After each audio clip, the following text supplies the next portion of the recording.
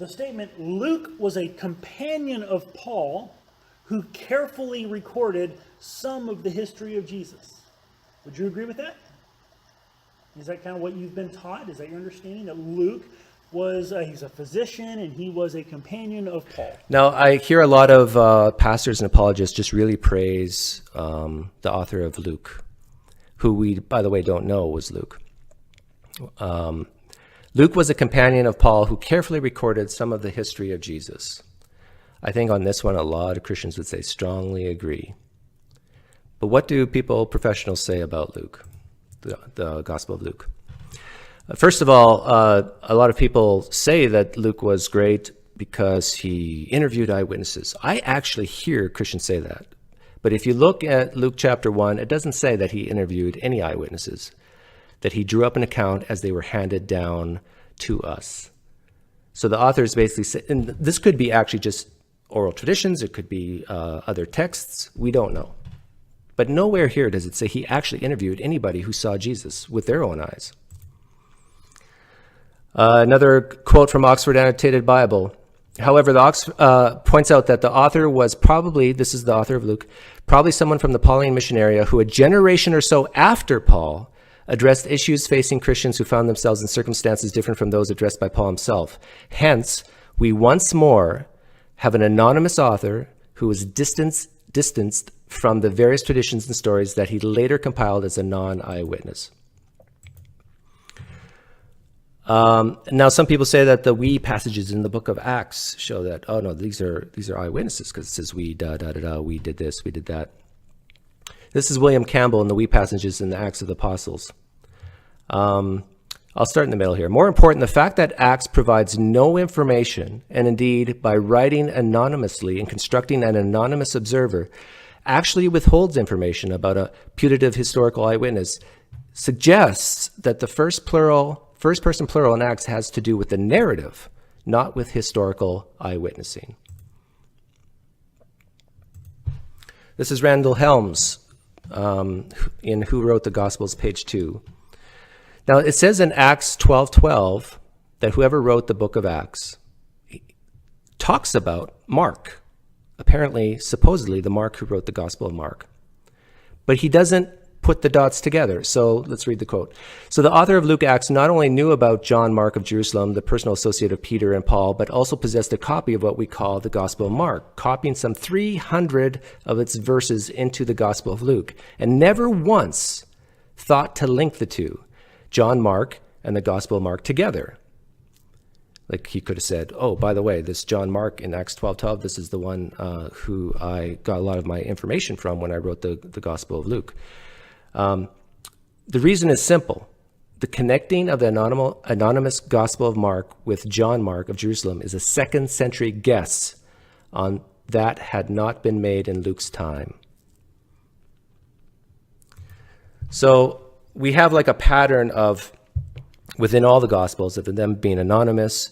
They don't cite their sources. They don't say when they wrote it, where they wrote it.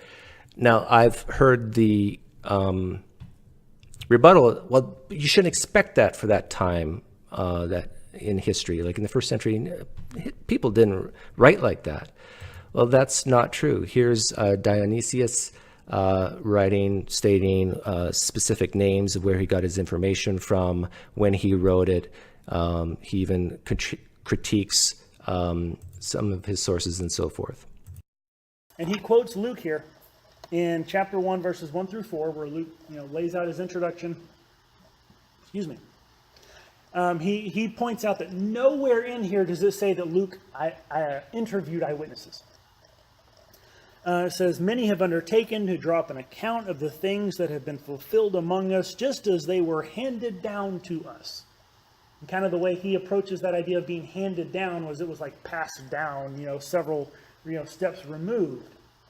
Well, it could have just very easily been handed down from the apostles themselves. It doesn't say who it was handed down from.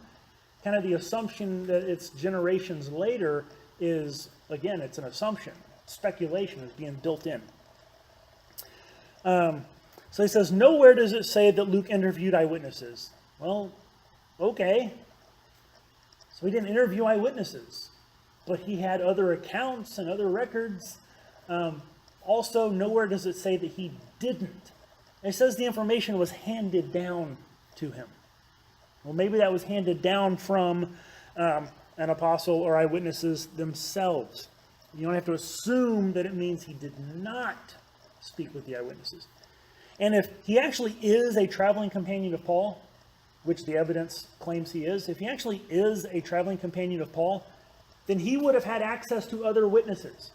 Right? In his travels, he probably would have come across maybe even some of the 12 disciples as well and gotten to talk to them. But surely he may have also come in contact with other people who had seen Jesus. So he got to talk to witnesses. Again, he quotes from the Oxford Annotated Bible. And we get to see this wonderful popular scholarship. It says, the Oxford Annotated Bible points out that the author was probably someone from the Pauline mission and who a generation or so after Paul addressed issues facing Christians who found themselves in circumstances different from those addressed by Paul himself. Hence, we once more have an anonymous author who was distanced from the various traditions and stories he later compiled as a non-eyewitness. Here's the thing. Now, granted, he's quoting from one little paragraph from a book, but why think that's true? It gives nothing of any kind of support or reason to think it. It's just being asserted. There was a popular atheist who died several years ago, Christopher Hitchens, and he had what people called Hitchens' razor. It was a little saying that he would throw out there. You'd use it to taunt Christians, but I think it's a great little saying. It says, anything that is asserted without evidence can be dismissed without evidence. If someone just makes a claim and they don't give you anything to back it up, okay, just, who cares? You know, I don't have to believe your claim just because you said it. You got to give me something. There's nothing offered here. Maybe there is other stuff he could point to, but it's not pointed to here. So again, that doesn't give us anything from which we would draw any conclusions. The we passages. I don't know if you're aware, but in the book of Acts, there's a point where it switches to first person, where the author is saying, we went here, and we did that, and we traveled, and we boarded a ship, and those kind of things. And a lot of scholars say, well, that is kind of where Luke joined with Paul. He was a traveling companion of Paul, and these are things that he was there for, and so he's recording eyewitness accounts. And then some people say, no, that's not the case. In here, excuse me, it's kind of a long, rambling thing. Point is, says that questions regarding the we sections are unanswerable on the basis of the evidence. The problem is, we don't have any evidence. The only evidence that we have about who the author of Acts was says that it was Luke who was a traveling companion of Paul. We have writings from Tertullian of Carthage, from Irenaeus of Lyons, and from the Muratorian fragment, all of which I think are from about the 2nd century, but the only accounts that we have that point at and say he wrote it, he was there, they say Paul wrote it, and Paul was a traveling companion. Luke wrote it, and Luke was a traveling companion of Paul. I think that we don't have any alternative evidence. We have speculation based on assumptions. Whereas what we have from the early church says Luke wrote it, Luke was a companion of Paul. This one I really like. He quotes this guy. Randall Helms, he wrote a book called Who Wrote the Gospels? And he says that the author of Luke or Acts not only knew about John Mark, so he's pointing out this idea. Let me just summarize it real quick. In Acts, he refers to someone who is John, also known as Mark. And a lot of people think that that is the author of Mark. That John Mark was a guy in Jerusalem who would have kind of been associated with the disciples. He eventually became Peter's disciple. But at one point, Luke refers to him in Acts. And people say, well, if he's referring to him in the book of Acts, surely he would have known that this is the guy who wrote the book of Mark, which Luke uses as a source. But he doesn't mention anything about it. And so they're pointing at this as some kind of example that Luke didn't actually know these people, that it's a later writing. The issue here is we don't actually know that John Mark is the guy who wrote the book of Mark. I think he probably was. Some scholars do. A lot of scholars do. But nothing hinges on that. That doesn't actually affect anything one way or the other if he is or if he isn't. So if the John Mark that Luke writes about is not the author of the gospel, so what? It doesn't do anything. It doesn't actually lead you to anything. But here's an interesting thing about this particular scholar. And this doesn't mean, this would be an ad hominem if this was just my argument, but you kind of have to stop and think about the source a little bit. In this book he writes, or I don't know if it was this one or another one, he actually mentions that he thinks that the book of Luke was written by a woman, because he says the author is very sympathetic to women and very unflattering to men. So therefore it is written by a woman. That's pure speculation, made up. Right? There is nothing anywhere in any historical tradition, in any accounts, that says Luke was anything other than Luke, a man, the physician, companion of Paul. And so if this is kind of the methodology of scholarship that's trying to get used, I have no problem just saying, sorry, bye, try again when you have something real to offer. Then he mentions that there seems to be this pattern in the Gospels. They're anonymous, meaning no one signed their name. So it's like all the copies that we have of Matthew, Mark, Luke, and John, the earliest copies don't have a name on them, right? They didn't sign it, Like whenever Paul writes a letter, he's writing a letter, so he actually identifies himself. I, Paul, a bondservant of Christ, And so he lets you know who it's from because it's a letter. But the Gospels, they didn't sign their names. But all the evidence, all the accounts, all the records, everything anyone ever says in the early church attributes it to Matthew, Mark, Luke, and John. But this idea is that the Gospels, they're anonymous, they don't cite their sources, they don't actually say when they were writing or where they were writing. And the common comeback to that, and it's one that I would use and I have used and I'll continue to use, is that generally speaking, that is not how it was done back then. By and large, that's not how historians wrote. And again, he's already pointed out earlier in his video that they weren't writing history. They weren't historians. He actually tried to use that against that as a reason to think that they're not reliable.